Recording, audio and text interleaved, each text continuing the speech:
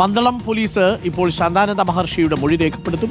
3 ദിവസത്തിനുള്ളിൽ മൊഴി രേഖപ്പെടുത്താനാണ് പോലീസിന്റെ തീരുമാനം. പ്രവീൺ പുരുഷോത്തമനുണ്ട്. Praveen, good morning Praveen.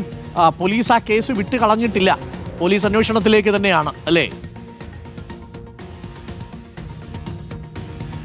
Good morning Arun. Pandalam police ഈ ഒരു കേസ് അതീവ ഗൗരവത്തോടു കൂടി തന്നെയാണ് എടുക്കുന്നത്. ഇവർ FIR രജിസ്റ്റർ ചെയ്യുന്നതിന് മുമ്പ് പല വഴികളിൽ കൂടിയുള്ള അന്വേഷണങ്ങൾ നടത്തിയിരുന്നു. അതിൽ ഏറ്റവും പ്രധാനമായിട്ടുള്ളത് ഇങ്ങനെ 2 പരാതികൾ ലഭിച്ചപ്പോൾ തന്നെ അവർ ഈ ഒരു വീഡിയോ അത് കൃത്യമായി നിരീക്ഷിച്ചിരുന്നു. അത് ദൃശ്യം നേരിട്ട് അത് വീക്ഷിക്കുകയും അതിലെന്തൊക്കെയാണ് ശാന്താനന്ദ മഹർഷി പ്രസംഗത്തിൽ പറഞ്ഞ വാചകങ്ങൾ അതുൾപ്പെടെയൊക്കെ വിശകലനം ചെയ്തിട്ടുണ്ട്.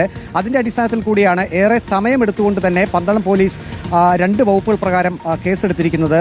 അത് കൃത്യമായിട്ടുള്ള അന്വേഷണം അതിന്റെ തുടർച്ചയിൽ തന്നെയാണ് എന്ന് പറയാം.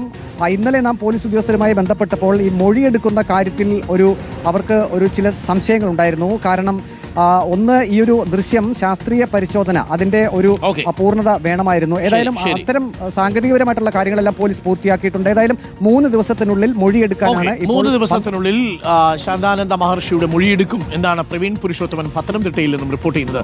Reporter break.